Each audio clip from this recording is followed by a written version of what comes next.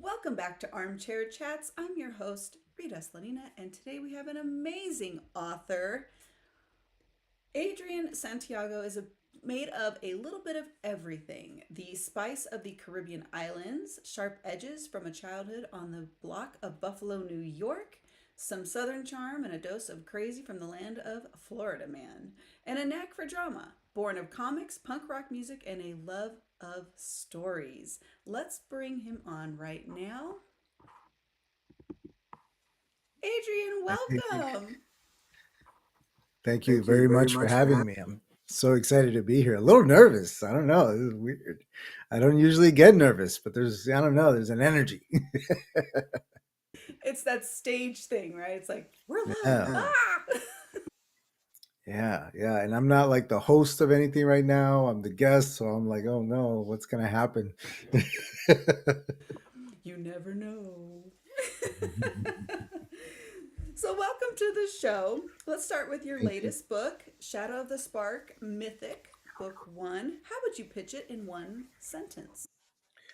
Oh, one sentence. Okay, so will the help of a witch and a bounty hunter be enough to catch a prolific serial killer, or will the detective's career end before she can close her first case in a sci fi fantasy world? I like that. What was the spark that set this story in motion? Did it come from a real life experience, a dream, or something totally unexpected? So it was a bit of all three, actually, because I had a lot of like elements of things that would end up in this story noodling around and trying them out in different things.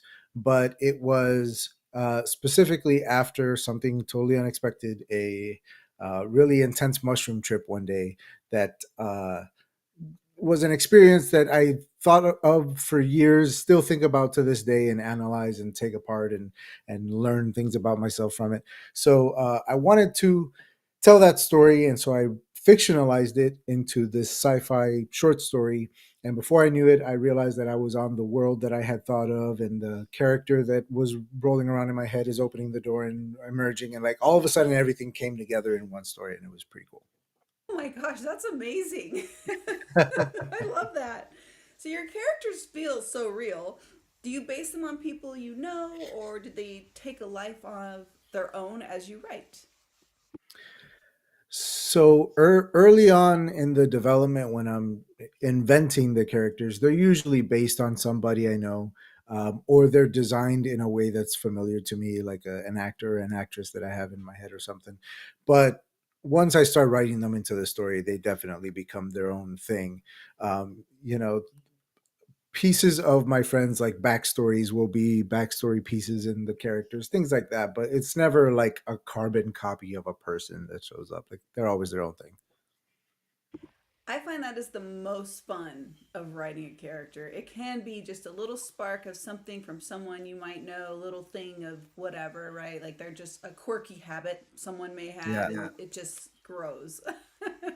yeah, it Yeah, it develops develops. into its own thing, and sometimes the characters will surprise me with something about them that I didn't know was there, and there it was. There's one character in this book where uh it's he's the partner to the detective, so he's like the forensics guy, but he's not usually in the field. He's back at the lab and stuff, so you see him sometimes. And when you do see him, like their dynamic is cool and fun. But towards the end of the book, she needs kind of like a safe house situation, so she shows up with her buddies at his place, and his husband answers the door. And I'm like, oh, I had no idea, but that makes sense. So many things make sense now. And then you enter, and of course, it's everything that you expect. And you're like, all right, this is totally the same dude. Awesome. Like, It's like the sometimes you're magic surprised. just falls into place. It really does. Yeah, yeah. So, writing can be a wild process. Do you have any quirky habits or routines or must have rituals when working on a book? I'm a habitual person. I tend to do things the same way every time. So I do have like my playlists of concentration music, stuff that isn't going to distract me, that's going to get me into a nice zone, get the pacing going right. Like I'll put that on, genre specific usually. I'll have my vape pen. I'll have my mug of coffee. I have a Pomodoro sprint timer that I already have set up with like the sprint times that I like and the break times that I like, and it's ready to go. So that when I sit down, I open up my manuscript and I hit go. You know what I mean? Like, and I zero in on that. I have 1 hour a day to write every day, and that's it. That's all I have is that 1 hour. So I always show up Well, for you're that busy. 1 hour. Family and some Yeah, beautiful kids to tend to. yeah. I get up at 5 in the morning and I'm at my desk by 5:30, and I get up from my desk at 6:30 and I go to work at 7. So yeah, That's good. I habits. think routine is good. I think it helps eliminate the accidental distraction of anything else. And if you know you've got Mhm. that 1 hour to just, you know, type away, Yeah. you're going to be more inclined to like do. I love Pomodoro timers. And often I won't stop when the timer I'll keep going because I'm in a groove, but like it's there if I need it. You know what I mean? It just keeps me on track. Yeah, that is definitely my favorite. I love that. So, Yeah. what was the most rewarding or most challenging part of writing Mythic Book One? Did anything about the story surprise you along the way? As far as the most rewarding, the getting it done, the writing process itself, because like this was the first thing that I ever finished. I've written a lot of things, but I've never really like taken anything to a conclusion, and so I was, I don't know. That was a huge part of the reward for me. Was like, oh, it's done. Like it's in my hands. Like I can put it on a shelf. Like I did a thing. You know what I mean? Like that was really rewarding for me. Most challenging, same thing. Getting it done. Getting it done is the hardest part of all of this. Like just get. It's the most rewarding. It's also the hardest part, and that's why it's both. Oh, absolutely. Writing the end is like the hardest. It's one of the hardest parts. Like, well, where am I going? Where did it go? Yeah. Yeah. And mine is a series, so technically it says to be continued at the end. I didn't even get to write the end. So I'm like I still have like this one experience of the author, lifestyle that I haven't had yet. I haven't written the end. Well, we're still in that muddy middle a little bit. We call it the Yeah. muddy middle, friends. Better. So, publishing can be a roller coaster. What's been your biggest wow or what just happened moment in your journey so far? So it might seem like a small one because I've done like book festivals and book fairs and conventions and stuff, and that's been a lot of fun, and there have been cool things that have happened there. But the moment that sticks out to me was I was at work at the time. I used to work at a hotel, and it was like a shift change situation. I was going out and the next person was coming in, and somebody told that person that I had published a novel. So she had questions for me. She started asking me questions to see if it was true. She didn't actually believe it, and I was still fairly new at this place, so like it was fine. And I'm like, well, I'll show you. And I go and I grab it out of my bag. I had a copy with me, and I put it in her hands. And I just remember like her holding it and staring at it with eyes wide and just jaw dropped. And then she would look at me and then back at, and there was just this whole like mind explosion thing happening with her that affected me because I was like, oh, like this is a big deal to her, even like, wow. And I poked at her about it, like, what's up? And she's just like, I've always, had ideas for novels and stories, and I never have time to write it, and you actually did it, and it it's that old statistic, right? That of the hundreds of millions of people who want to write a book, like 10% actually start, 1% actually finish, 0.06% actually publish, and like so it's a big deal, it's that moments like that are what stick out to me as like, wow. I love that because it's in a way it's inspiring her, and it's Yeah. you right. It's saying she's seeing something that you've actually accomplished. She has some idea of like, hey, he's busy and he's got all this going on and he still managed to do this. Well, maybe I And can that's what do I this. that's what I told. It feels pay ab- it forward, like to me in a way, right? Absolutely, absolutely. So every writer has stuck moments. How do you get past writer's block? Or if you don't have writer's block, maybe a creative slump? So, we in keeping with the theme of the interview today, I rely on habit more than inspiration. People love to talk about that, those free moments where it's flowing and you're tapped into the muse and like everything is rocking. And yeah, those moments are amazing. Like that's what writing is. Like that's when it's the most exciting, when everything falls away and you're just in your world and it's just flowing. That's awesome. It's not going to happen every time that you sit down to write. You shouldn't expect it to happen every time that you sit down to write. And sometimes it's gonna be horrible. Like you're gonna have a terrible time. But if you make it a habit to sit down and just get the words done, like whatever your writing goal is, break it down to something reasonable. And every day, literally every day, sit down and write. I have 1 hour every day to write, and only 1 hour every day to write. So I write that 1 hour every single day. Even on my days off of work, I still get up at 5 o'clock in the morning and I still get my writing done. Because once these little monkeys out there wake up, I'm not getting anything done all day, even on my off day. It's not happening. So that's my only window. I make sure I get it done. Clock in, do the work, clock out. Whether it was good, bad, or amazing, it got done and I don't have to worry about it for the rest of the day. So that's what I would suggest for like writer's block and stuff like that. Now I'm human. I just very recently and still sort of am going through like this whole like depression thing, and with that comes struggles with writing. And sometimes I sat down at 5:30 like I'm supposed to, and I just stared at the screen and I wrote nothing for that entire hour, and I stood up and walked away, and that's horrible and it makes me feel awful. But I showed up at least, like, you know what I mean, like. Well, yeah, you want to at least show up because then you really can't beat yourself up too much because you You you tried. showed up. You It's literally that's tried. half the battle. You sat down and you stared at a blank screen. you know there's I gave a talk on the author tube writing conference 2 years ago, and it was about this very topic, like sitting down, getting the work done.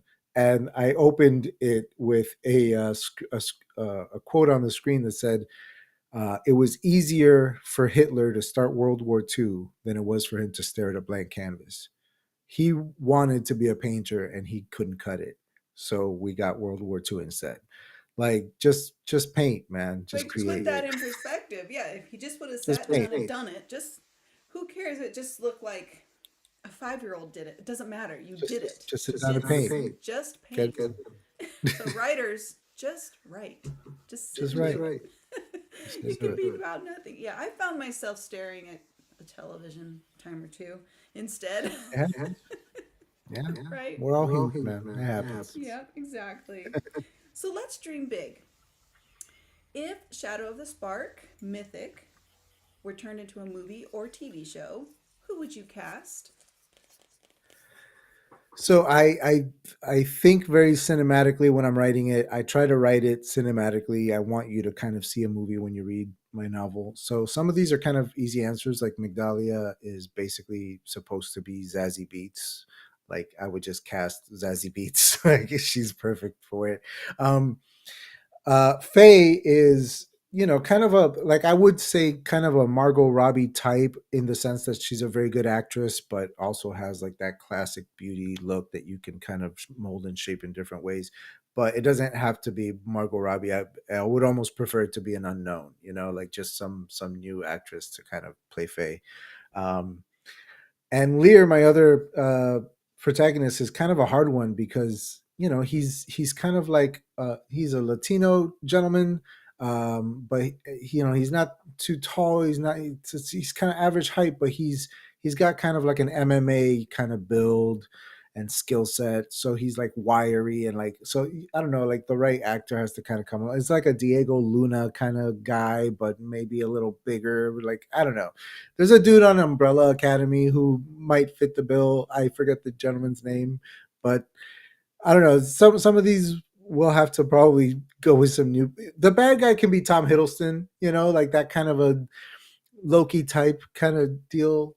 I don't know. All great choices. All great choices. Books have the Yeah, power to change us. What's one book beside your own that has deeply impacted you? so I've been reading a lot lately, and I started diving into Brandon Sanderson, and the third book of his Mistborn trilogy uh, is one of those books that like fundamentally changes you at the end. Like when you get to the final chapter, your brain explodes, your heart melts, you start sobbing, and you start like rethinking all of your life choices.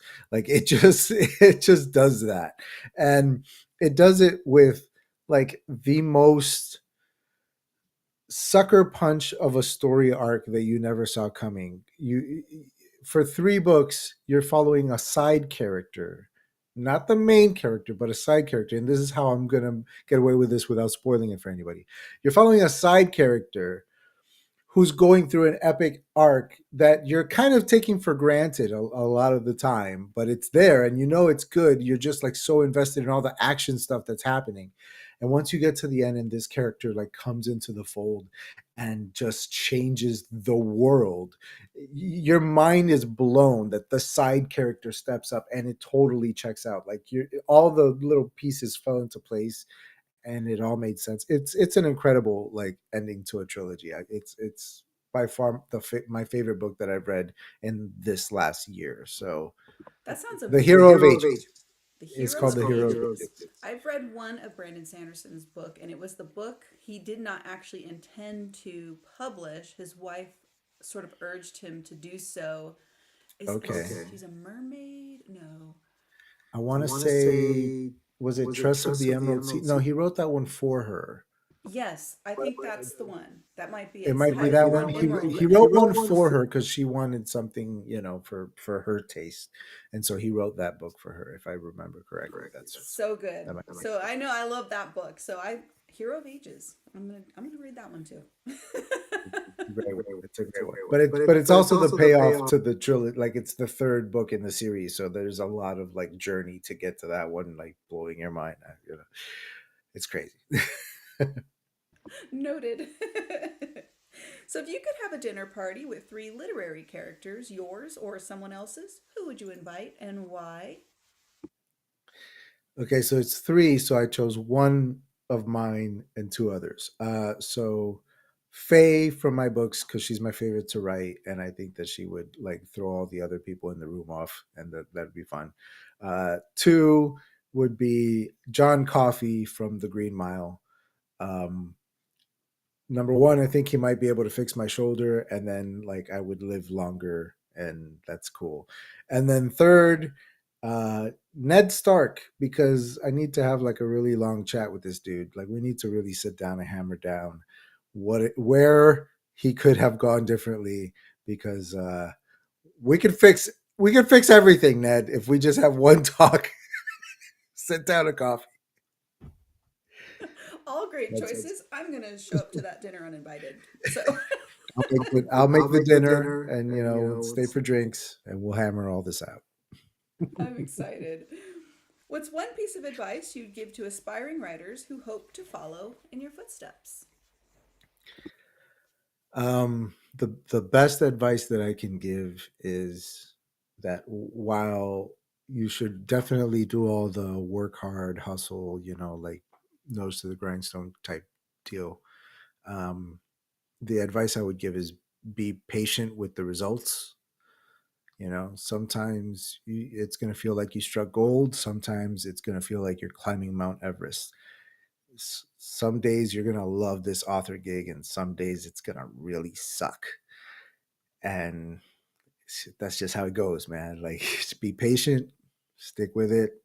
Um, You know, I have a long ways to go before I can quit my day job and do this full time, which is what I want to do. I'm a long ways from that. But at the same time, thinking back to those statistics of how many people actually get this done, I think the other statistic is for independent authors, average, not your best selling independent authors, but your average people are selling maybe 250 copies in the lifetime of the book. And the lifetime of the book is the first 2 years. April 30th is the 2 year anniversary of my book being out. I, as of today, have 399 copies sold. I am one away from 400.